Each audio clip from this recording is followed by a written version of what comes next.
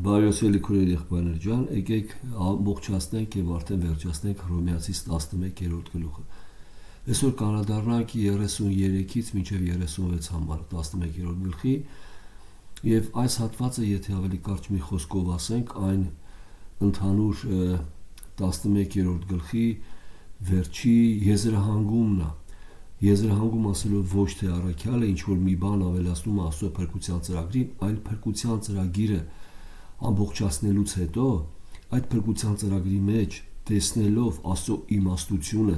հասկացողությունը եւ նրա մեծությունը փառաբանում Աստծուն։ Այսինքն նամակը կարծես թե արդեն ընդհանուր թեման վերջացրել է, բայց առաքյալը այդ թեմայի մեջ, այդ Աստծո փրկության ծրագրի մեջ տեսնելով Աստծո իմաստությունը եւ հասկացողությունը ուղղակի գովաբանություն է եւ այդ նույնպես նամակի մեջ զետեղված է։ Սա շատ կարեւոր է, չնայած որ մենք կարանք այս հատվածը աստվածաբանության մեջ շատ կարեւոր է համարվում, որովհետեւ այս հատվածում մենք տեսնում ենք Աստծո փրկության ծրագրի վերաբերյալ 4 կարեւոր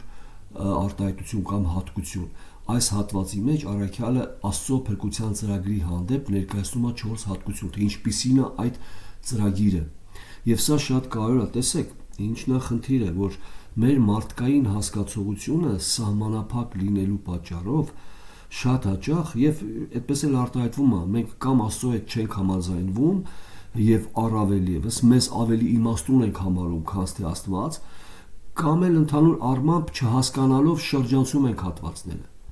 Ես էլ չեմ ասում էլ վտանգի համար, որ չհասկանալու պատճառով նաեւ շեղում են Աստծո խոսքը եւ փորձում են իրենց հարմարացնել այդ խոսքը, այսինքն ավելի գումանիզմի, մարդակենտրոն ընկալումներ են առաջ քաշում այդ հատվածի մեջ։ Սա ամենավտանգավորն է։ Ամեն դեպքում տեսեք, այս կյանքում Աստված թույլ է տալիս աշխարհի վրա իրադարձություններ կատարվեն, որոնք մեր մարդկային հասկացողությունը, մեր մարդկային տեսանկյունից անհասանելի լինելով կարծես թե թվում է թե եթե ես Աստված լինեի, այդպես չէի վարվի կամ այդ բանը թույլ չէի տա, որ երկրի վրա լինի, այսինքն որը մեր մարդկային հասկացողությունը չի կարողանում ընկալի եւ Աստված թույլ է տալի այդպիսի բաներ երկրի վրա կատարվեն։ Եվ այս պատճառով մենք նմանվում ենք այն երեխաներին, որոնք երբ որ որևէ մեկ հիվանդության պատճառով մենք նրանց տանում ենք բժշկի մոտ եւ բժիշկը սկսում է նրանց ցավեցնել, նայում են ծնողին եւ ասում են ինչի ինձ բերեցիր հայրիկ այստեղ, որովհետեւ այստեղ վատ տեղ է, ինձ այստեղ ցավացնում են, ինչի դու թույլ տվեցիր որ ինձ ցավացնեն, չհասկանալով որ բժշկի բուժելու ընթացքը ցավի մեջ է, եթե չցավացնի,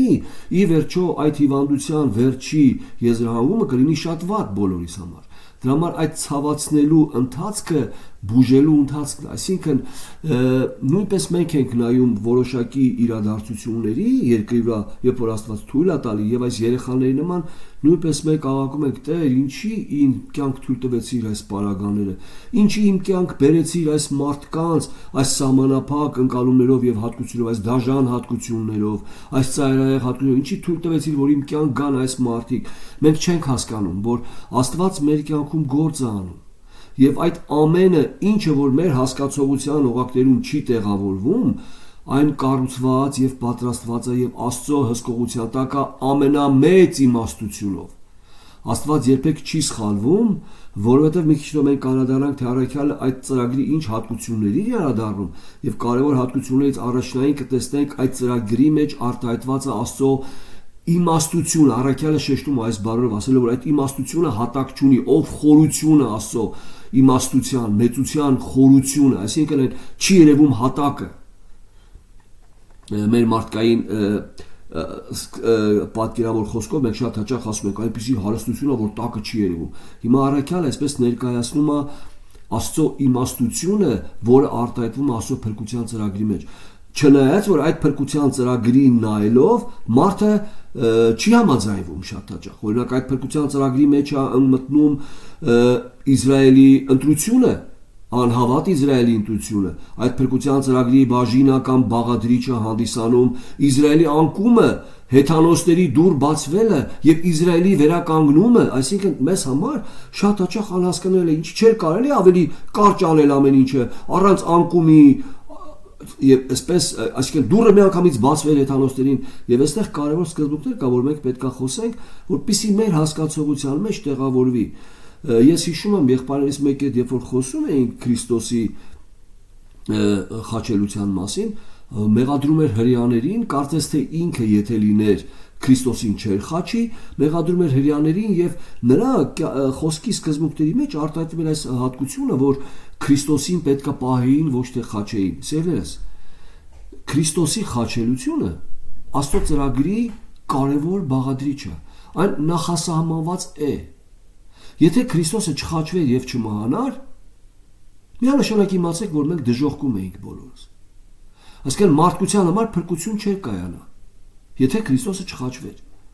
Այսինքն մենք շատ հաճախ մեր մարդկային կողմից կարծես թե ավելի բարի գտնվելով, ավելի ճիշտ տեսնելով փրկության, ավելի ճիշտ փրկության ծրագիր հորինելով, Աստծուն ասում ենք Աստված սխալվեց այս պարագայում։ Տեսեք, սա շատ կարևոր է, որ մենք հասկանանք եւ առաքյալը, տեսեք, վերջի արդեն 11-րդ գլխի վերջի հատվածում անդրադառնում է սրան, ցույց է տալիս այդ ծրագրի մեծությունը եւ այդ ծրագրի ինչպիսի իմաստությունով եւ ինչպիսի խորությունով այն պատրաստված եւ 4 հատկություն կտեսնենք այս ծրագրի վերաբերյալ։ Ուրեմն նույնպես մենք, ինչպես ասեցի, շատ հաճախ արդեն լինելով Աստծո զավակ եւ գիտենք, որ արդեն 8-րդ գլխում առաքյալը խոսում է, որ ամեն բան բարի գործակից է, նրանք, որ Աստծուն սիրում են եւ նրանք, որոնք Աստծուն սիրում են, ուղղակի հիմքում ընկած է, որ Աստված նրանց ընտրեց եւ կանչեց եւ արդարացրեց եւ փառավորել կանի, այս հասկացողության օղակներում մենք պետք է հասկանանք, որ ինչ որ մեր կյանք թույլ է տալի Աստված, ինչ որ թույլ է տալիս, դա ոչ թե Աստված ինձ ձեռի հետ մի տեսակ միգուցե միտեղ սխալվեց, ոչ երնես, այն Աստծո գերիմաստության օղակներում մեզ համար հատուկ պատրաստված պարագաներ են, հատուկ պատրաստված։ Հիշեք Հիսուսի խոսքերը,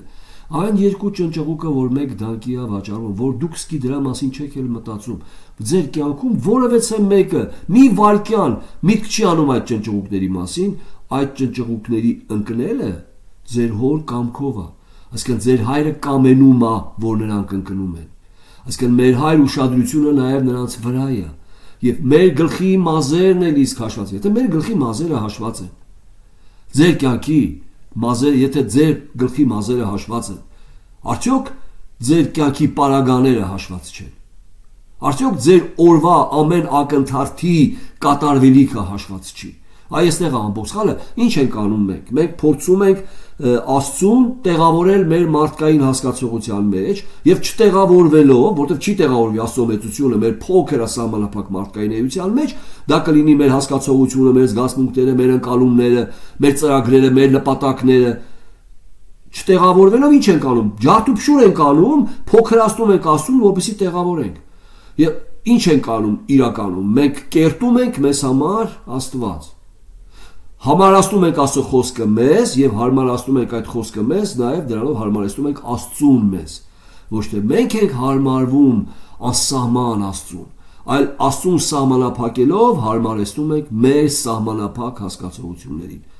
Սա շատ կարևոր է, սա լիբերալ աստվածաբանության հիմքում է, լիբերալ աստվածաբանությունը, եթե որ ինչ որ մեկ այսպես արտահայտեց դրա մասին, լիբերալ աստվածաբանությունը, տեսեք, այն ուղակի կարելի է ասել այսպիսի մի սկզբունք է կրում, Աստված, ով չի բարկանում, այսինքն չբարկացող Աստվածը, ուշադիր լսեք, այսինքն արդեն հարմարացված Աստծո կերպարը, չբարկացող Աստվածը, որտեղ կարդում Աստվածաշունչում, Աստված սեր է։ Այո, Աստված սեր է, բայց ինչքան որ Աստված սեր է, այնքան էլ Աստված արդար է։ Աստծո բարկությունը մեղքի հանդեպ արտահայտում է նրա արդարությունը։ Սեր չի նշանակում, որ Աստված աչք է ծածկում մեղքի վրա, որտեղ Աստված սուրբ է։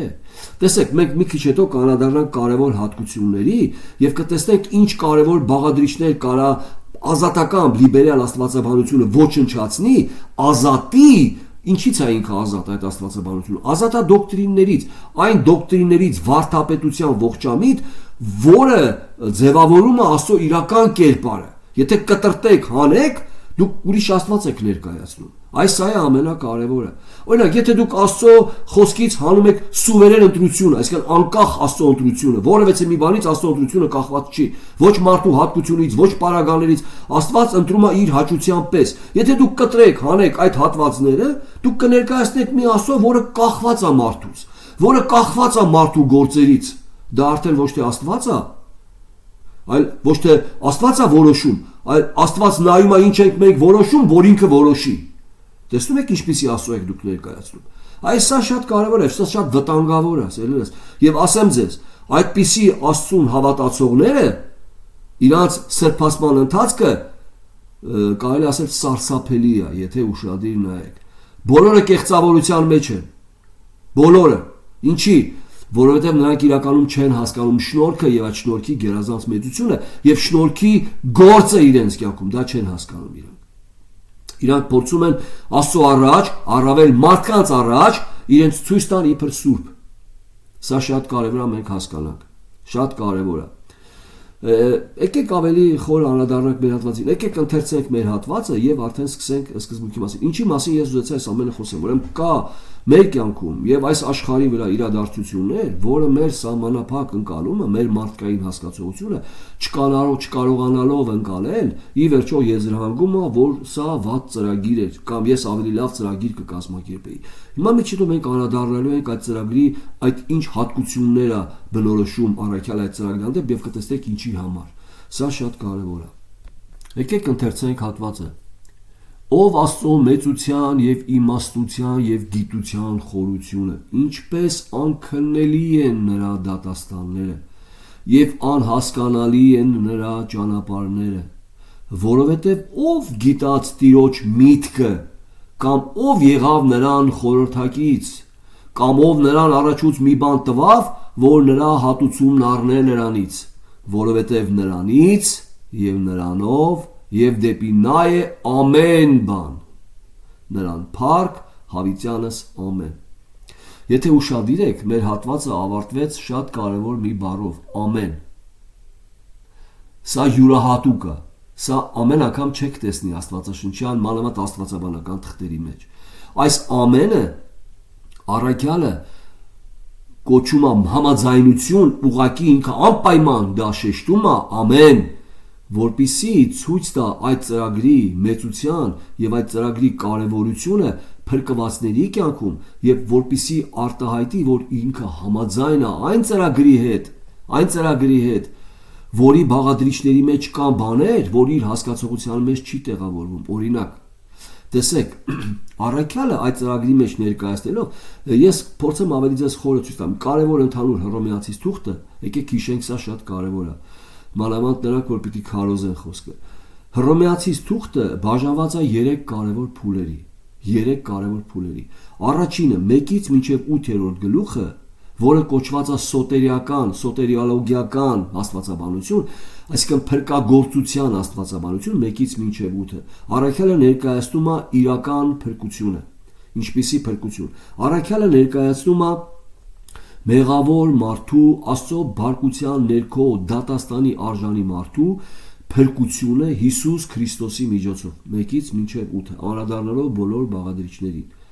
9-ից մինչև 11-ը առաքյալն անդրադառնում է արդեն Աստծո ծրագրին, փրկության ծրագրին եւ կոչվում է նախասահմանության եւ նախախնամության աստվածաբանություն։ Առաջինը 1-ից մինչև 8-ը կոչվում է փրկության աստվածաբանություն։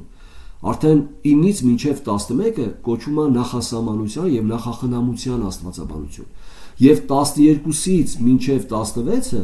երրորդ կարևոր փուլը, որին մենք դեռ չենք հասել, եւ կանադառնանք Աստծո Աստված կյանք տա, կոչվում է պրակտիկ բաժինը, այսինքն այն պրակտիկ աստվածաբանությունն է եւ որպես աստվածություն կոչված է սրբացման աստվածաբանություն։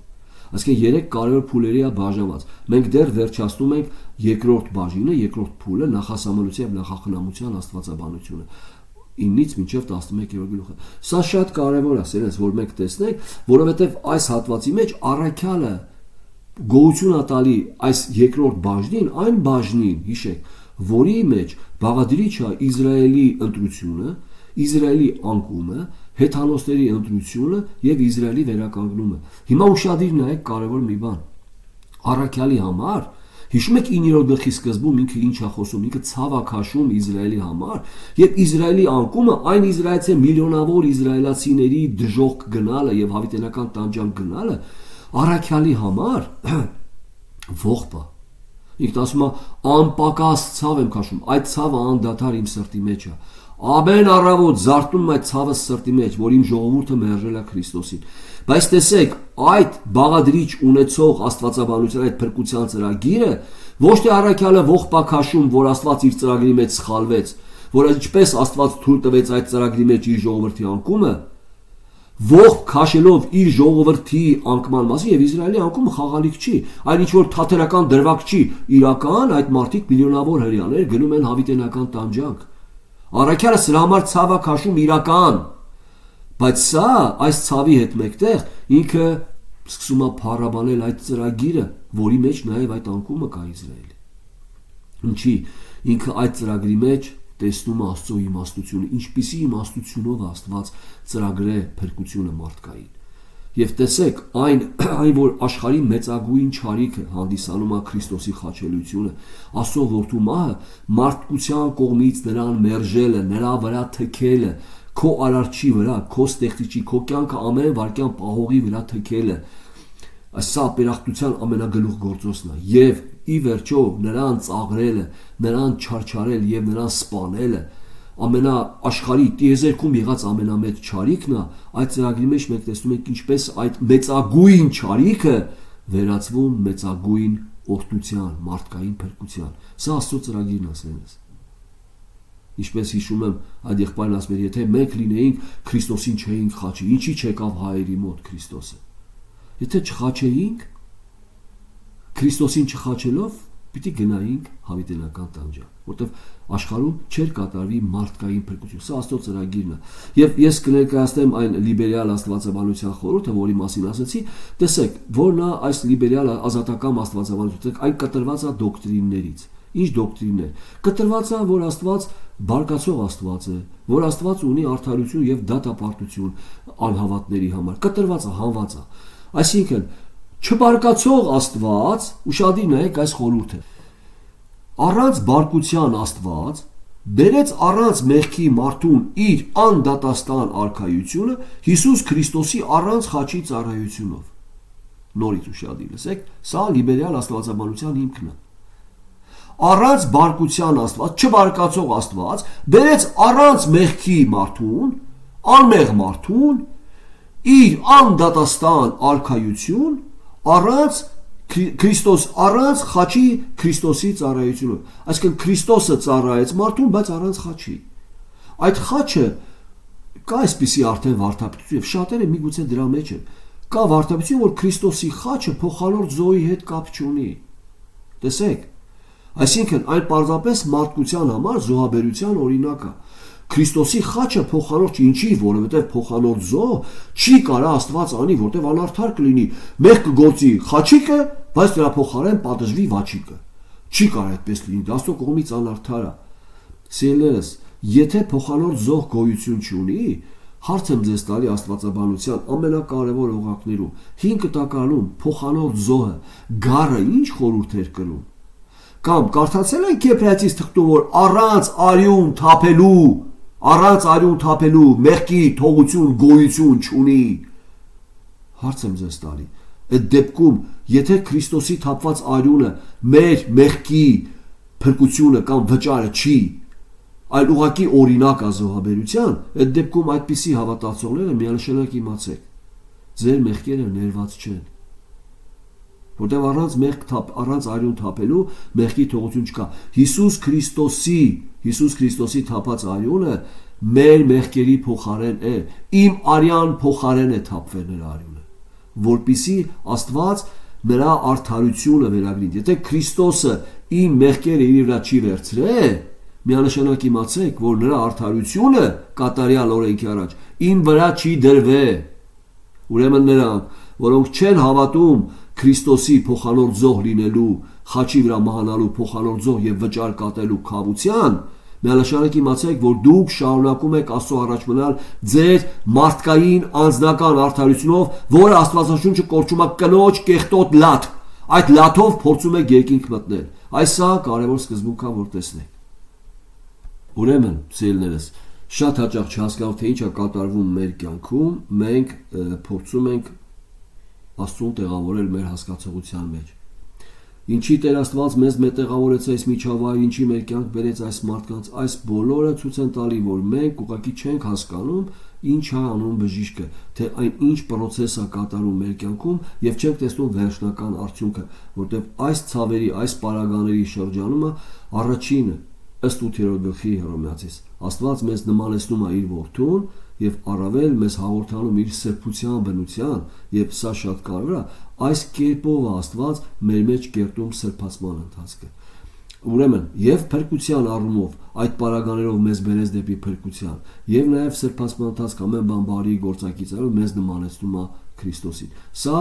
բարին է որովհետեւ մեր հատվածում եթե ուշադիր եղաք կյանքը չի պտտվում մեր շուրջ սիրելիներս այլ լիբերալ աստվածաբանության ընկալումը նա է որ մարդը հանդիսանում է տիեզերքի կենտրոն տիեզերքի կենտրոնը Աստված է սիրելիներս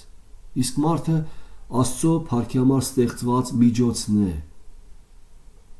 Աստված ուզեց մարդուն ստեղծեց չուզեր չէր ստեղծի մարդը երբեք տիեզերքի կենտրոն չի կարող լինի ոչ թե Աստվածը մեր շուրջը պտտվում այլ մենք ենք Աստծո շուրջ պտտվում Լիբերալ աստվածաբանության հիմքում Աստված պտտվում է մարդու շուրջ ինչ անի որ մարդու ցանկությունները բավարարի ինչ անի որ մարդու բիզնեսը օրհնի այսինքն այստեղ կարևորը այդ անձի բիզնեսն է ոչ թե Աստծո փառքը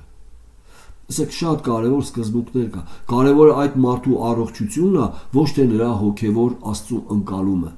ոչ թե շնորհքի հասկացողությունը, ոչ թե Աստծո շնորհքի գովասանքը, այլ կարևորը իր առողջությունն է։ Եթե Աստված ինձ առողջություն տվեց, փառք Աստծուն։ Տեսեք, սա առանց հասկանալու, որ Աստված նույնիսկ կարող առողջությունդ վերցնի, որպեսզի քեզ ճանաչել տա իր շնորհքը։ Սրանք շատ կարևոր սկզբունքներ են, սերներս, որպեսզի մենք տեսնենք Աստվածաշունչում ինչի մասին է խոսում։ Օրինակ, երբեք չենք կարող պատկերացնել, որ ինչպես Աստված կարող օգտագործի Հովսեփի եղբայրների, այսինքն 12 եղբայրներ, այդ 12 Հակոբի եղբայրների նախանձը, որպեսզի Իսրայելի ժողովուրդը պահպանի այդ Եգիպտոսի, որպեսզի նրանց հետագայում Եգիպտոսից հանի, լծից հանի, որպեսզի ցույց տա իր մեծությունը Փարավոնին։ Այսինքն մենք չենք կարող հասկանալ Աստծո ծրագիրը, որովհետև եթե Աստվածաշունչը, նույնիսկ Աստվածաշունչը ինչ որ հայտնում է մեզ, հայտնում է այն ամենը, ինչ որ Աստված իր իմաստությունով կատարյալ որոշեց, որ հայտնի սահմանափակ մարդուն։ Եվ այդ հայտնության օղակներում մենք միայն գոնե առաքյալն ասում է ինչպես այսօր հայլիի մեջ կարանք տեսնենք Աստծուն, բայց իրականում հավիտենականության մեջ մենք դեռ շարունակելու ենք հավիտյան Աստծուն ճանաչել, այդքան մեծ Աստված ելներես, այդքան մեծ Աստված եւ փոքրացնել Աստծուն մեր հասկացության համաձայն, ուղղակի դրա համար Եսայի 55:8-9-ում Աստված շեշտում է իմ խորհուրդները ձեր խորհուրդները չեն եւ իմ ճանապարհները Ձեր ճանապարհները չեն, կարաք շարունակեք, իմ նպատակները ձեր նպատակները չեն, իմ ցանկությունը ձեր ցանկությունը չի։ Այսա կարևոր է որ մենք հասկանանք։ Եվ այսա տարբերությունը առանց տեսնելու սա եւ առաքյալը այս 11-րդ ընթացքում այսքան այն որը որ հանդիսանում է գոնե երկրորդ բաժինը նախասամարության նախախնամության խորհուրդը տեսնելով Աստծո փրկության ծրագիրը որքանով էլ նրա մեջ ընկալված է իր ժողովրդի անկումը որի համար ինքը ողբ է քաշում բայց այդ ողբը նորից եմ ասում չի քաշում որ այդ ծրագիրը կատարյալ չի այլ ողբ է քաշում իր ժողովրդի համար որին սիրում է բայց վերջում փառաբանում այն ծրագիրը որի մեջ նաև այդ բաժինը կա իր ժողովրդի անկումը Այսինքն տեսնում է իմաստությունով պատրաստվածը, որտեղ առաքյալը շատ լավ հասկանում է, որ փրկությունը ոչ ամբողջ Իսրայելինն է, փրկությունը շնորհքի ընտրությանպես մնացորդին է։ Ինչի ենք ասում ամեն համաձայնվում է Աստծո ծրագրի հետ, Աստծո կամքի հետ։ Շատերն ասում են, ինչի Աստված բոլորին չողորմեց, մեր նախորդ ձայնագրության մեջ մենք խոսում ենք։ Ինչի Աստված բոլորին չողորմեց, որովհետև Աստված չի խոստացել, որ որևէ մեկին ողորմելու է։ Բայց խոստացել է, որ եթե մեղք գործեց մեկը, պիտի դատապարտվի։ Այսինքն արդարությունով եթե վարվի, բայց Աստված որոշում է այդ դատապարտվածներից մի քանիսի հանդեպ ընտրի անոթներ իր հաճությունից ելնելով, որոնց վրա ուզում է ցույց տա իր ողորմությունը, որպեսզի ցույց տա իր փառքի մեծությունը։ Որևէ մեկը կարա ասի, ինչի Աստված այդպես արեց։ Որովհետև հենց Հռոմեացիս 9-րդ գլուխը, հիշում եք ինքը 9-րդ գլխի 22-րդ ինչ է շեշտում։ Եվ ինչ, եթե Աստված կամենում էր ցույց տալ, եւ նա, եւ իր բարկությունը եւ իր շնորհքը ողորմությունը, բարկությունը որոշ անոթների վրա, որոնք իրենց պատրաստել են բարկության, Ոչ թե Աստվածը նրանց պատրաստ է բարկության, այլ իրենք արդեն իրենց մեղքի լրումը ունեն, որ բարկության արժան է, եւ անոթներ, որոնք նույն բարկության արժան են, բայց Աստված որոշեց նրանց ողորմելու։ Այսինքն, եւ ինչ, եթե Աստված կամ է, որևէ մեկը կար, ասի Աստված ինչի այդպես արեցիր։ Եվ առաքյալը հարց է տալիս, ասում է՝ դու ով ես, ով մարդ։ Դու ով ես, ով մարդ, դու ով ես այս ստեղծված, որ արարչին, ով վարվում է ամբողջությամբ արդարության, որտեղ վերևի հատվածում ասում է՝ միթե Աստծո մոտ անիրավություն կա, քավլիցի։ Աստված բարի մարդուն չի չարացնում, ընդհակառակը չար մարդկանցից ոմանց իր ընտրության համաձայն տալիս է կարծր սիրտը փշրում, սարքում է փխրուն, սարքում է հնազանդ, ոչ թե հնազանդին սարքում է անհնազանդ, այսինքն մեղքի բնությունը վերացնում է Քրիստոսի խորհուրդում։ Եվ սա կարևոր է, Աստված որոշեց, որ Քրիստոսը լինի փրկության կենտրոնում եւ մարդկության փրկությունը լինի Հիսուս Քրիստոսով։ Ուրեմն որովհետեւ մեկը չի կարող նայի այդ ծրագրին եւ ասի ինչի Աստված այսպես արեց։ Սա ուղղակի ցույց է տալի մեր սահմանափակ լինել։ Ուրեմն անդրադառնալով այս հատվածին, առաջինը մենք կտեսնենք 33-րդ համարում, ով Աստծո մեծության եւ իմաստության եւ գիտության խորությունը, ինչպես անքննելի են նրա դատաստանները եւ անհասկանալի են նրա ճանապարհը։ Առաջինը 4 հատկություններից, որ առաքյալը բնութագրում է Աստծո ծրագիրը, 33 համարի առաջի բաժինը, ով Աստծո մեծության եւ իմաստության եւ գիտության խորությունը։ Առաքյալը տեսնում է այդ ծրագրի մեջ, ինչը որ մենք անդրադարձանք 11-րդ գլխի առաջին, իհարկե սկսած 9-րդ գլխից ցույց տվեց մեզ Աստծո փրկության ծրագիրը, նորից եմ շեշտում, որի մեջ մտնում է Իսրայելի ընտրությունը, հետագայում այդ ժողովրդի անկումը եւ այդ ժողովրդի անկման պատճառով հեթանոսների բացված դուռը, հեթանոսների փրկությունը եւ ի վերջո հрьяաների շնորհքի տությամբ մնացորդի զանգվածային մի սերունդի վերջի շրջանում, վերջի 7-րդի մեջ նրանց վերականգնումը։ Սա Աստծո փրկության ծրագիրն է մարդկության համար, այն մարդու համար, որը գտնվելու է Աստծո փառքի մեջ եւ հավիտյան փառավորելու Աստծուն, որը նույնպես մեզ համար դեռ սահմանափակ է հասկացողության առումով։ Որոշակի հայտնություն մենք ունենք, ինչպես եւ բայց որոշակի սկզբունքի մեջ հասկանալով Աստծո առաքյալը այստեղ շեշտում է անքննելի են, մեզ համար մնում է անքննելի։ Այնինչը ծածկված է, դա վերաբերվում է Աստծուն, ինչը որ հայտնված է, վերաբերվում է մեզ եւ մեր որդիներին, որովհետեւ ճանաչենք Աստծուն գոնե այդ օղակներում։ Ուրեմն հիմա սա հասկանալով, տեսեք, այս ծրագրի մեջ կարևոր բաժինը Քրիստոսի մերժելը։ Այսինքն, եթե մենք չենք հասկանում Իսրայելի ընտրված ժողովրդի անկումը, ուրեմն ինչ չենք տեսել, ուշադիր եղեք, կարևոր հիմա մի բան։ Մենք չենք տեսել, որ Աստված ընտրում է մի ժողովուրդ, որին տալիս է յուրահատուկ արժեքային համակարգ, ինչի այդ ժողովրդից է հանում մարգարեներ, այդ ժողովրդին է տալի բարոյական արժեք Մովսեսի միջոցով օրենք ներմուծելով, այդ ժողովրդից է պահանջում այդ օրենքների կատարումը, այդ ժողովրդին է պատժում այդ օրենքները մերժելու համար, այդ ժողովրդի վրա է ուղարկում պատիժը, եւ այդ ժողովրդի մեջ է ծնունդ տալի Հիսուս Քրիստոսին, եւ այդ ժողովրդի մեջ է թույլ տալի, որ Քրիստոսը մերժվի, իրենների մոտ եկավ։ Եվ իրենները եւ այդ ժողովրդի մերժումով է, որ կատարվում է տիեզերքում կամ մարդկության կյանքում գերագույն փրկությունը։ Հիսուս Քրիստոսի մահասիրներս այն նախասահմանված է։ Ինչպես ենք մենք հասկանում այն 5 կտակարանում Եսայի մարգարեն 53:10 համարում ասում է. Տերը հաճեցավ նրանց ցավեցնել, Տերը հաճեցավ նրանց ցավեցնել։ Առավել եկեք անդրադառնանք այս հատվածը։ Գործ առաքելոցում եք տեսնում, որ ինչպես նախասահմանեց քո ձեռքը, որպեսզի Քրիստոսը խաչվի։ Այո, կատարեցին հեթանոսները եւ հрьяաների առաջնորդները, բայց դա նախասահմանեց Աստծո ձեռքը։ Եկեք անդրադառնանք, օրինակ Եսայի 53:10 նայեք։ 9 համարից երբ որ խոսում է ինչպես Քրիստոսը մատնվեց եւ ամբարիշտների հետ որոշվեցավ նրա գերեզմանը, բայց հարուստի հետ եղավ նա մեռած ժամանակը, ըստ որում նա զրկություն չէր արել, արդար էր եւ խաբեություն չկար նրա բերանումը, բայց Տերը, ուշադիր նայեք, ըստ որում նա զրկություն չէր արել, չէր զրկել որևէ մեկին, անօրենություն չէր արել եւ խաբեություն չկար նրա բերում, խոսում է լոկ ճշմարտությունը։ Հիսուսը ինքը շեշտեց. Ես եմ ճշմարտությունը։ Հիսուսը չի կարա սուտ խոսա սերնես, իր բնության հակառակը դա։ Հիշում եք, որևէ մեկը ինչ որ անում է իր բնության օղակներում։ Տեսեք, խաբեություն չկար նրա բերում, բայց Տերը, անօրենություն չկար, սա չկար, բայց Տերը հաճեց նրան զարկել ցավեցնել, երբ որ նրա հոգին մեղքի զոհն արավ։ Ինչ? Երբ որ նրա հոգին մեղքի զոհը արեց։ Բայց ինքը մեղք չէր գործել, ինչ զոհ, մեղքի համար զոհ արեց, մեր մեղքերի համար զոհ արեց։ Բայց Տերը հաճեցավ նրան զարկել, ցավեցնել, երբ որ նրա հոգին մեղքի զոհն արավ։ Նա պիտի սերունդ տեսներ եւ օրերը երկաստի։ Եվ ո՞րն է նրա սերունդը։ Վերստին ծնված եւ հրեան եւ հեթանոս, ահա նրա սերունդը։ Քրիստոսը չամուսնացավ եւ սերունդ չտվեց, բայց իր կատարածով մեծ սերունդ տվեց։ Հիշում եք Հիսուսն ինչ էր ասում. Հայր նրանց, որ տվեցիր ինձ, պահեցի եւ նրանցից ոչ ոք չկորեց բացի Կորստյան որդուց։ Եվ վերջին օրը ես նրանց հարություն կտամ։ Սա հոր նվերն է Քրիստոսին, որդուն։ Մենք սերներս ժառանգներ հոր նվերն ենք տրված Հիսուսին եւ Հիսուսը պահում է մեզ որպես հորից ստացած նվեր։ Այ ամբողջ Հովանու, եթե անդրադառնանք 14-րդ գլխից, սա է խոսում Հիսուսը։ Եվ ասում է, եթե սա հասկանայիք, դուք կուրախանայիք, դուք հասկանայիք գոնե ով եք դուք։ Հիշում եք, սա շատ կարևոր է մենք հասկանանք։ Ուրեմն տեսեք, առանց ընկալելու Աստվածաշնչյան, այսինքն մարդիկ ասում են, դե մենք այնպես կանեինք, որ Աստված Հիսուսը չխաչվի։ Աստված հաճեց, որ նա ցավեցնի, ինչի, որովհետև առանց Հիսուսի խաչելիության չէր լինի մեր փրկությունը։ Հիմա ավե գործ առաքելոցում առաքյալը սա խոսում է հրեաներին, ասում է, այ որ դուք խաչեցիք, գոնե պիտի հասկանաք, որ դա Աստված էր նախասահմանել։ Հիմա դարձեք նրան, որին որ խաչել եք։ Տեսեք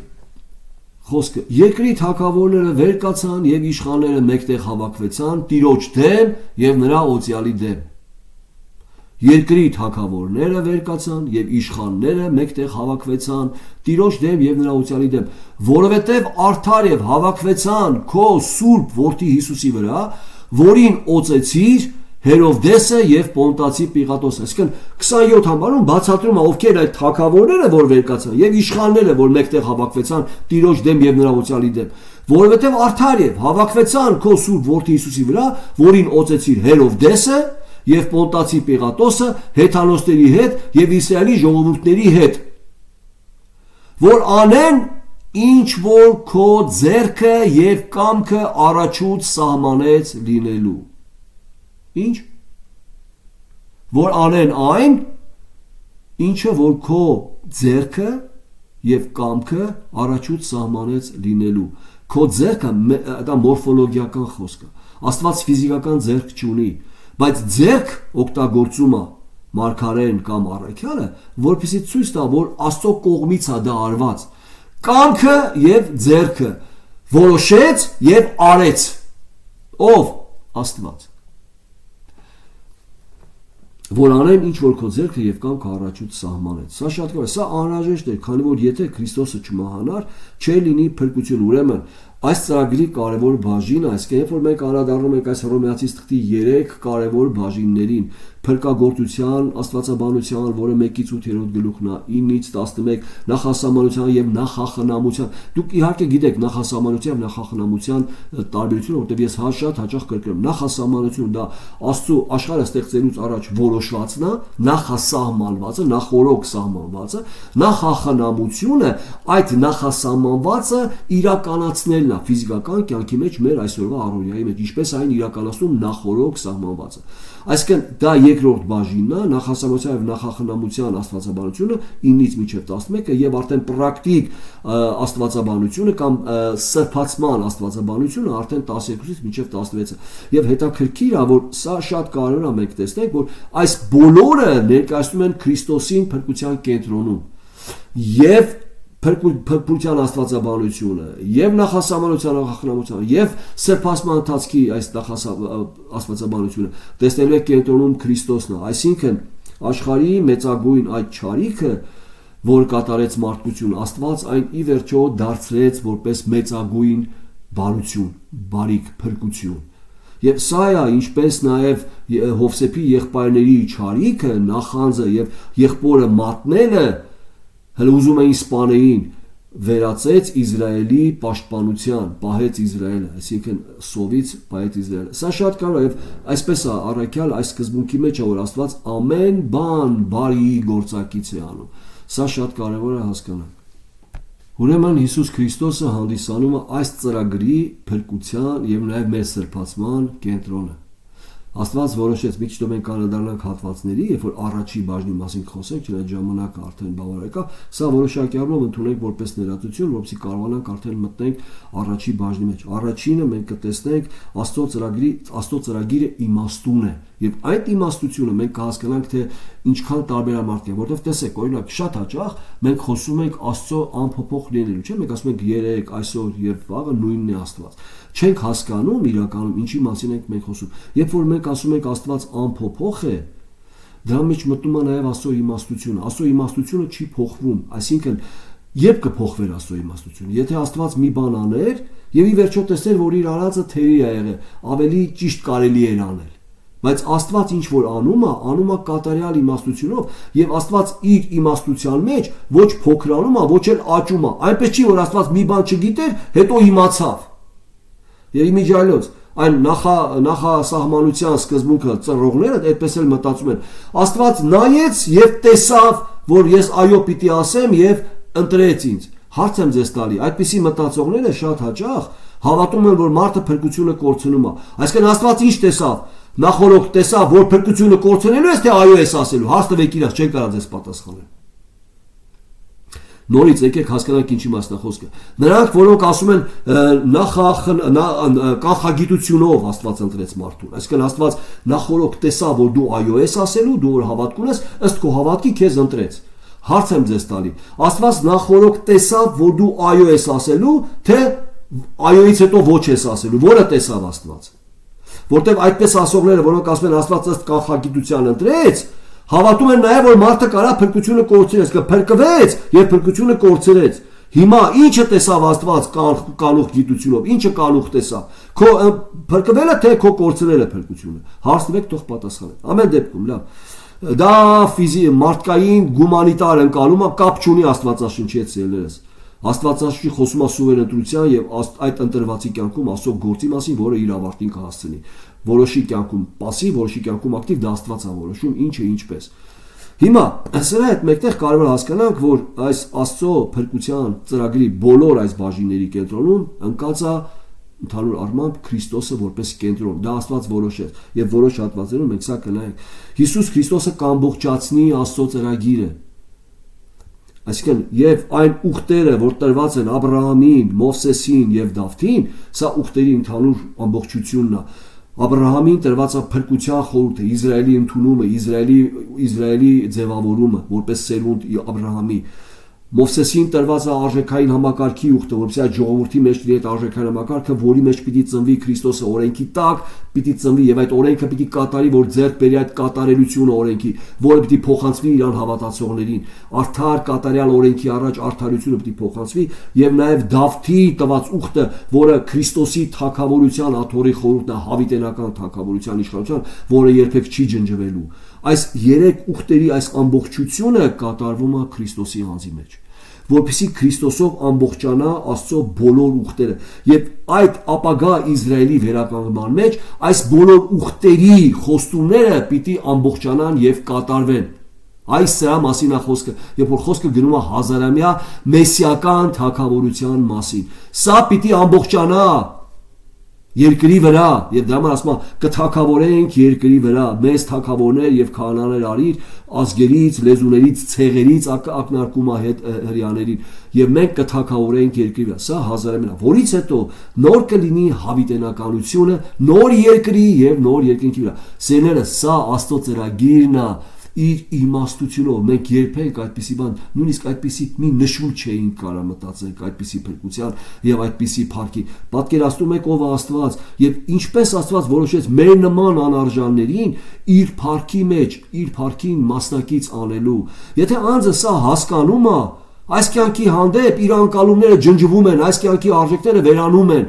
Դամարակել ասում է նայեք երկինք որտեղից սպասում եք որ պիտի գա եւ այդ փառքը լինի սա է մեր իրական կյանքը մեր կյանքը պահված է Քրիստոսի մեջ սա չի մեր կյանքը եւ նրանք որոնք այդ բարգավաճ ավետարանի հետևից վազում են տեսնում են իրենց կյանքը այստեղ երկրի վրա իրենց թագավորությունը այստեղ են տեսնում մեր թագավորությունը երկնքում այսինքն նոր երկրի կամ հազարամյայի Քրիստոսի հետ է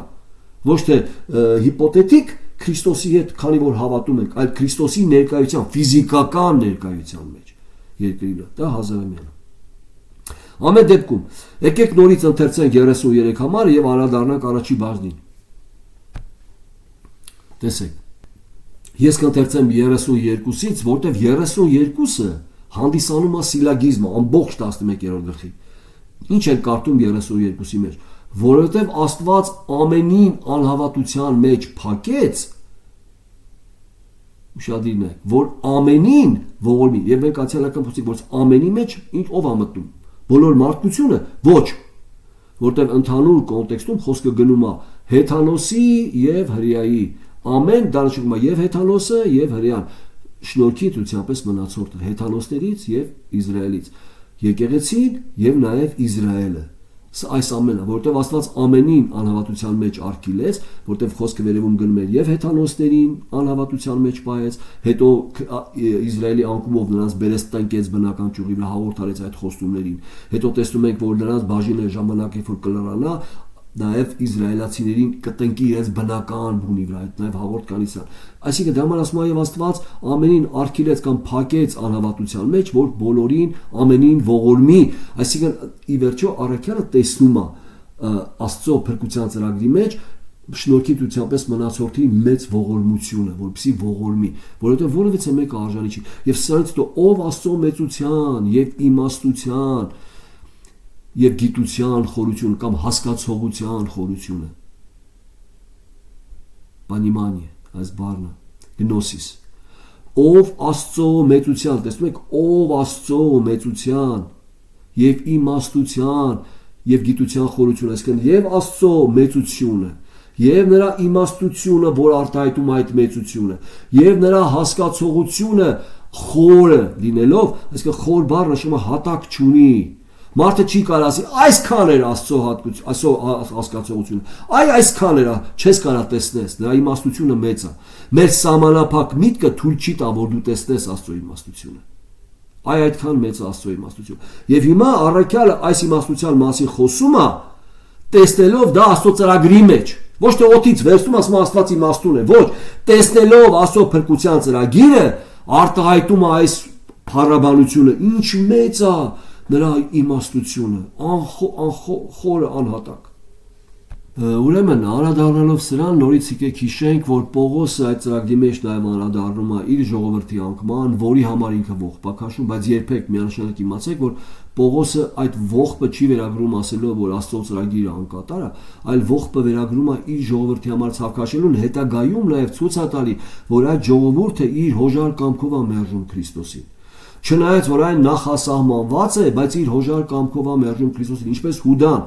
նախասահմանված է որպես կորուստի որդի, բայց Հուդան չի կարող ասի Տեր Աստված, դե դու ինձ նախասահմանել էիր, դրա համար էլ ես մատնեցի, որ Հուդան պիտի պատասխան տա իր արծաթասիրության համար, իր անձնական արծաթասիրության համար, որ Աստված չի դրել նրա սրտի մեջ։ Դա իր մեղավոր բնության արտահայտությունն է, բայց դա նաև նախասահմանված է։ Այսինքն այստեղ է որ մեր միտքը չի կարող անբռնի, բայց մենք հասկանում ենք, որ դա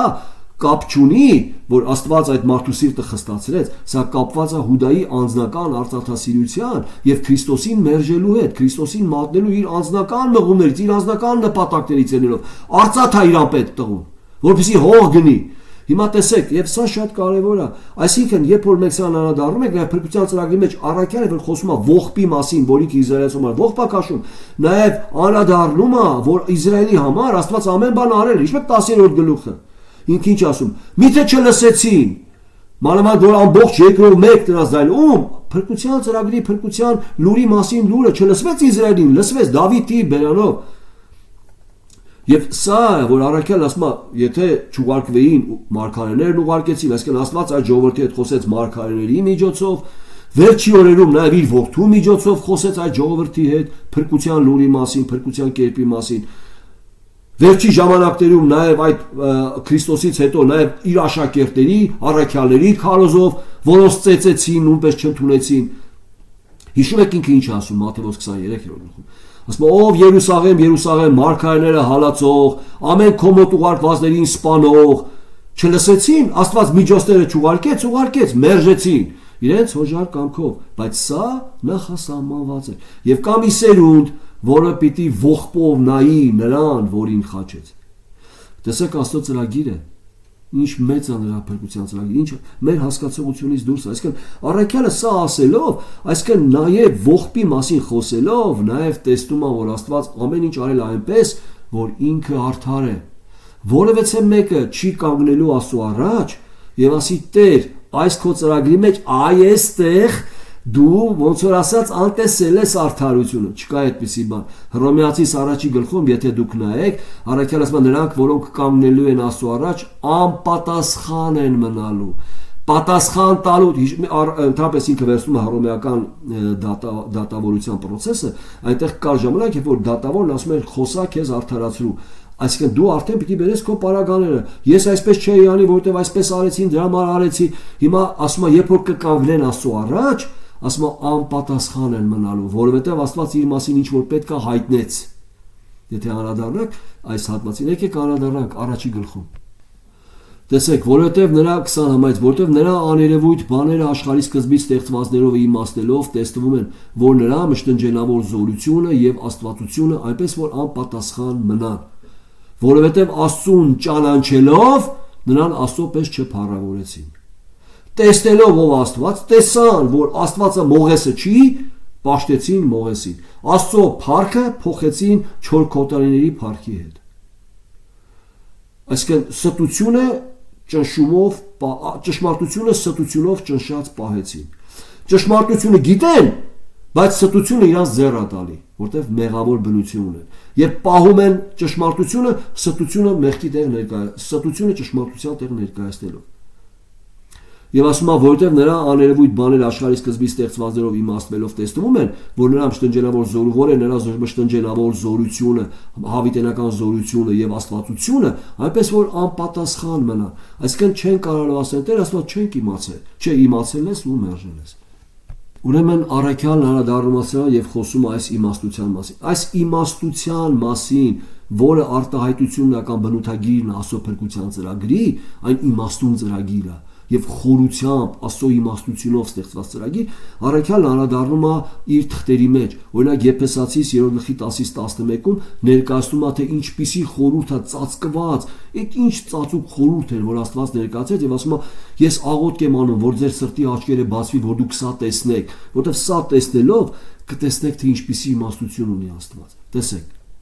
Եփեսացիս 3 գլուխ ես 8-ից կարդամ, որտեղ առաքյալը շեշտում է, որ իրան տրվեց Աստծուց այդ իմաստություն, որպիսի քարոզի Քրիստոսի խորհուրդը, որի մեջ ամբողջացած է եւ Աստծո իմաստությունը, եւ զորությունը, եւ փառքը, այսինքն Քրիստոսի անձի մեջ։ Ինձ ամեն սուրբերի հետինից տրվեցավ այս շնորհքը, որ հեթանոստերի մեջ ավետարանեմ Քրիստոսի անքննելի հարստությունը։ Միշտ կտեսնեք, երբ որ առաքյալն անդրադառնում Աստծո ծրագրին, Քրիստոսին, միշտ կտեսնեք անհասկանալի, անքննելի, անհատակ, խորը, լայնություն, մեծություն, այսինքն ինքը խոսում է Աստծո մասին։ Տեսեք, անքննելի հարստությունը եւ ամենին լուսավորեմ, թե ինչ է այն խորհրդի տնտեսությունը, որ հավիտեններից հետ ծածկված էր Աստծո մոտ, որ ամեն բան ստեղծեց Հիսուս Քրիստոսով, բնագրի մեջ չկա, որ ամեն բան ստեղծեց, որ հիմա իշխանություններին եւ պետություններին, երկնավորներում եկեղեցու ձեռով հայտնվի Աստծո բազմապատիկ իմաստությունը։ Այսինքն այդ ծրագրի մեջ, որ Աստված պատրաստեց, ինչն է հայտնված, Աստծո ուշադիր նայեք բառը բազմապատիկ իմաստությունը, այն հավիտենական առաջադրության կամ նախասահմանության պես, որ մեր Տեր Հիսուս Քրիստոսի ձեռով արավ, որով ունենք համարձակություն եւ լույսով մոտենալ նրան հավատալով։ Այսինքն Աստված որոշեց այս ամեն այս ծրագիրը, որի կենտրոնում դրեց Հիսուս Քրիստոսին եւ նրանով մեղավոր մարդուն բերի եւ Աստծո աթոռի առաջ, Աստծո շնորհքի աթոռի առաջ։ Եվ ասում է սա այս շնորհքի տնտեսությունը հանձնված էր ինձ, որ եկեղեցու մեջ սա երևա, ինչը երևա, որ այդ ծրագիրը, որը իրականացավ եկեղեցու կյանքում, հեթանոստները, որոնք բաժին չունեին Աստծո ուխտերի հետ, օտար էին, բերեց, միացրեց, որպիսի եկեղեցու մեջ այս փրկությունով հեթանոստերի երևա Աստծո իմաստության բազմապատիկ լինելը։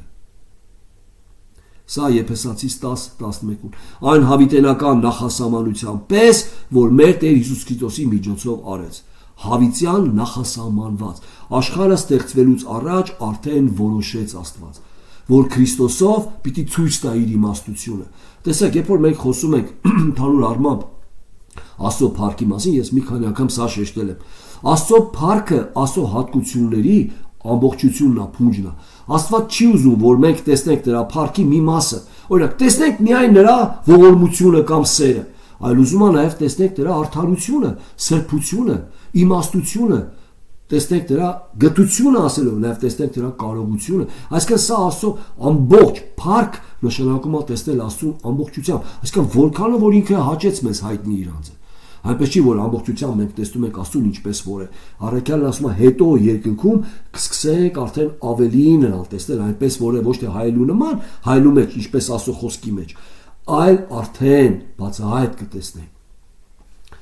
Եթե մեր հատվածի 3-րդ գլխի Եփեսացիս 3-րդ համարից նայենք, որ հայտնությունով ցույց տրվեցավ ինձ այն խորհուրդ, այն ծածկվածը, ինչպես առաջուց կարճատոտ գրեցի ձեզ, որ կարող լինեք կարդալ եւ իմանալ իմ տեղեկությունը, որ Քրիստոսի խորհրդի համար է, Քրիստոսի ծածկված լինելու համար է, որ ուրիշ դարերում մարդկանց զավակներին ցույց չտրվեցավ, ինչպես հիմա իր սուրբ առաքյալներին եւ մարգարեներին հայտնվեցավ հոգով, որ հեթանոսները ինչ այդ ծրագրի խորհուրդը, որ հեթանոսները ժառանգակիցներ եւ մարմնակիցներ են Քրիստոսումը խոստմունքի մասնակից ավետարանով։ Ինչ խոստմունքի, որ խոստմունքի, որ Աստված Աբրահամին տվեց, փրկության խոստմունքի,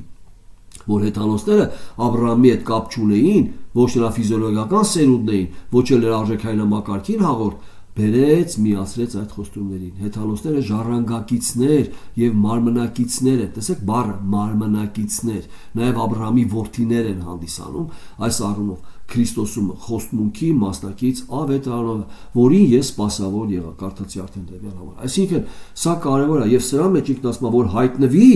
Աստծո բազմապատիկ իմաստությունը։ Պողոսացիս առաջի գլուխ 25-ից, որին ես պաշտոնյա եղա Աստծո այն տնտեսությամբ, որին տրված է ձեզ համար Աստծո խոսքը կատարելու համար, Աստծո խոսքը կատարելու առաքյալ չի խոսում, որ ինքը ուղղակի արժեքային համակարգ, ինչպես վարվեք, ինչպես չվարվեք, ինքը խոսում է Աստծո փրկության ծրագրի մասին, սա կարևոր է, որովհետև ինչպես ասացի Հռոմեացիս թուղթը 3 բաժինից է, ինքը ոչ միայն անմիջապես անդրադառնում է պրակտիկ մասին 12-ից ասենք 16-րդին, այսպես վարվեք, իրար մի խաբեք, չէ, ինքը սկզբում տանում է փրկության աստվածաբանությունը մեկից ութը, հետո անդրադառնում Աստծո փրկության ծրագրին, որը պիտի արտադրի, այսինքն այս երկու բաժինները պիտի արտադրեն պրակտիկ աստվածաբանությունը։ Եթե մենք չենք հասկացել փրկությունը, Աստծո շնորհքը, հավատքի հասկացողությունը, որ դա բոլորը մեզ տրված պարգև է Աստծուց, եթե չենք հասկացել Իսրայելի անկումը ինչ պատճառով է, այսինքն չենք ընկալել Աստծո ընտրությունը եւ նրա այդ ընտրության զղջալ չունենալը, ինչպես պրակտիկայում պիտի մենք արտահայտենք Աստծուն։ Սա շատ կարևոր է։ Այսինքն աստվածաբանությունը, որը ձևավորված է 3 բաժինները, շատ կապված են, շահկապված են իրար հետ։ Առանց Աստծուն ճանաչելու սրբազան կյանքի մասին մի խոսեք։ Կարաք սրբազան կյանք ապրեք, անունը դրեք սրբազան կյանք, բայց առանց Աստծուն ճիշտ ճանաչելու վայ ձեզ սրբազան ընթացքին։ Ոչ թե եկեղեցին կշինեք, այլ կքանդեք ամբողջությամբ։ Եվ սրա հետ ինքն ասում է, որին ես պաշտոնյա եղա Աստծո այն տնտեսությամբ, պես Կողոսացիս 1:25-ից, որ ինձ տրված է ձեզ համար Աստծո խոսքը կատարելու համար, ինչի այն խորհուրդը, որ ծածկված էր հավիտենից եւ դարերից, իսկ հիմա հայտնվեցավ իր սուրբերին, որոնց Աստված կամեցավ ցույց տալ, որոնց Աստված կամեցավ ցույց տալ։ Ոչ թե դուք խելոք էիք գտակ դա։ Աստված կամեցավ դա ցույց տալ։ Եթե չկամենար, դուք չէիք իմանա դրա մասին։ Թե ինչ է այս խորհրդի փառավոր ճոխությունը,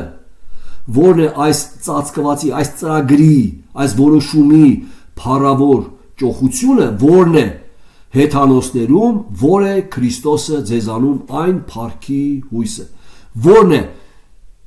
հեթանոսների մեջ այդ փառքի ճոխությունը, Քրիստոսը ձեր մեջ։ Քրիստոսով մենք բոլորս զրո ենք Աստծո առաջ։ Ոչինչ ենք Աստծո առաջ։ Սա թող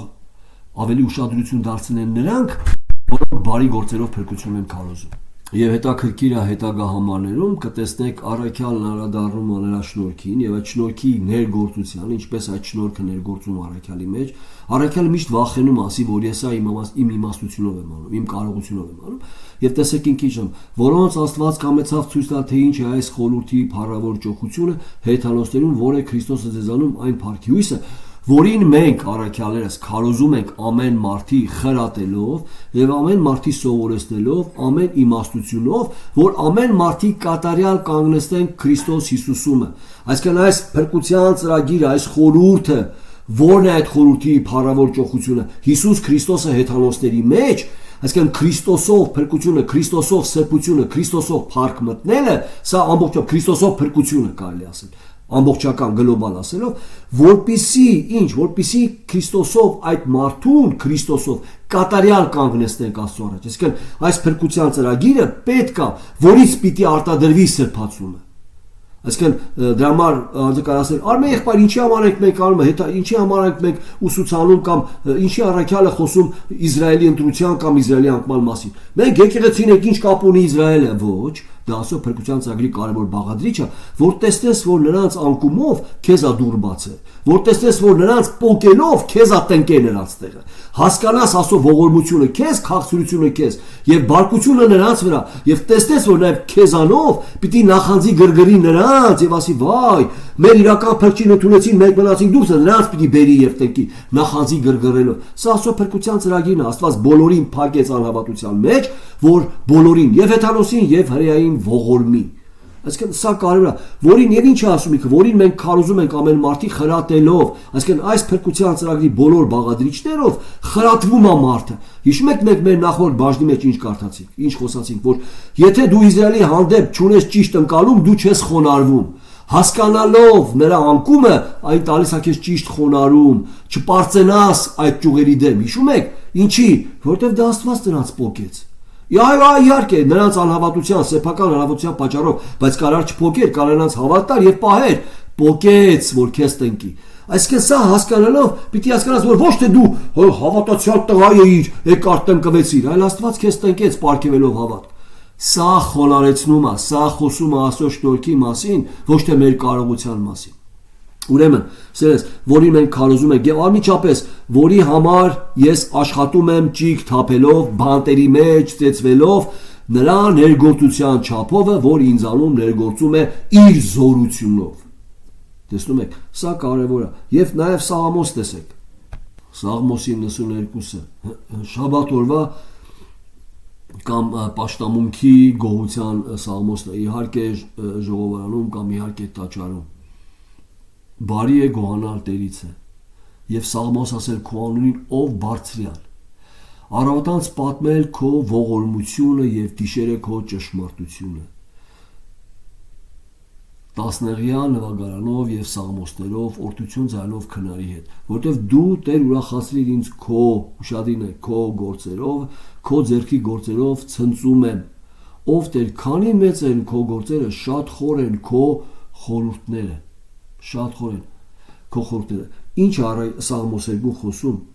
ցնծում եմ քո գործերով, ցնծում եմ քո խորությունով։ Առաքյալը 11-րդ գլխի 33-ից մինչև 36-ը իր ցնծումն է ցույց տալի, տեսնելով Աստծո գործը կամ խորհուրդը փրկության։ Սա այդ ցնծումն է, ինչպես Սաղմոսերգուն ասում է, ցնծում եմ քո խորհուրդներով։ Այսինքն տեսնելով Աստծո իմաստությունը, այն պիտի ձեր կյանքում ուրախություն բերի։ Ինչի՞, հասկանալով, որ Աստված ոչ թե անկատար կերպով է ծրագրել փրկությունը, այլ այնպիսի մի փրկություն է ծրագրված, որը ցույց է տալի Աստծո անփոփոխ լինելը։ Նորից եմ շեշտում, մենք արդեն ժամանակը բավականացավ, կանադառնանք անփոփոխ լինելու, որտեղ անփոփոխ լինելու հասկացողության մեջ է մտնում նրա սրբությունը։ Այսինքն Աստված չի փոխվում, ինչի, որովհետև Աստված ոչ աճում է գիտության իմաստության մեջ, ոչ փոքրանում է։ Արդեն իսկ ինքը ամենը ես եմ, որ եմ։ Այսինքն Աստված ես եմ, որ եմ է միշտ ներկայի մեջ, անցյալի մեջ, ապագայում ինքը միշտ նույնն է։ Ինչի, արդեն ամբողջությունն է։ Մենք ենք, որ աճում ենք իմաստության մեջ, ճանաչողության մեջ, Աստված կարիք չունի սիրելիներս։ Աստծո մոտ չկա մի բան, որ ինքը հիմա չգիտի, մի քանի տարի հետո կիմանա։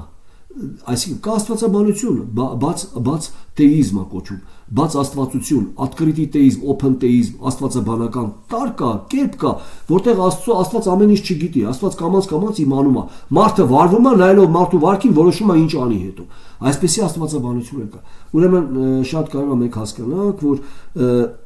սա առաջի կարևոր բաժինը, առաքյալը տեսնելով Աստծո ծրագիրը, տեսնում է Աստծո իմաստությունը այդ ծրագրի մեջ։ Ուրեմն սրանով վերջացնենք այսօր, ես մյուս զայնագրության մեջ որ կանրադառնանք, մի թեթև կխոսեմ Աստծո անփոփոխ լինելու մասին, աստվածաբանական կարևոր տարը, որը շատ կօգնի մեզ հասկանալու թե ինչ է նշանակում, երբ որ մենք ասում ենք ով խորություն Աստծո մեծության, իմաստության, բայց ամեն դեպքում եկեք հասկանանք, որ Աստծո գլոբալ ծրագիրը իր մեջ ընդգրկում է եւ ընդհանուր փրկության ծրագիրը, որի մեջ ընդգրկված է եւ նաեւ եկեղեցու շինությունը, օրինակ ինչ եմ նկատում եկեղեցու, ձեր եկեղեցու կյանքում գործերը Աստված թույլ տալիս, որը ձեր համար կարա անհասկանալի լինի։ Բա ինչի թույլ տվեց սա, այ դուք չգիտեք, դա Աստծո եկեղեցին այդ ինքն է շինում իր եկեղեցին։ Այսինքն նաև եկեղեցու եւ նաև ամեն մեկ հավատացյալի կյանքում այդ ծրագիրը կա։ Այսինքն ծրագիրը եւ գլոբալ ընդհանուր աշխարհի վրա, եւ նաեւ եկեղեցու վրա, եւ նաեւ ամեն մի հավատացյալի կյանքում այս ծրագիրը ներգործություն ունի։ Այսինքն ոչ միայն ուղղակի Աստծո ծրագիրը գլոբալ է, մանրամասի հետ կապ չունի, ամեն մի բջջի հետ կապ ունի։ Այսինքն սա առաքյալը սա տեսնելով ասում մեծություն։ Տերը ձեզ օրհնի իր փառքի համար, ամեն։ Մենք նայեցինք առաջի հատկությունը Աստծո ծրագրի, այն ավելի արտահայտում է Աստծո խորը իմաստությունը, նրա խորը ընկալումը եւ նրա մեծությունը կամ հասկացողությունը եւ մեծությունը։ Տերը ձեզ օրհնի իր փառքի համար, ամեն։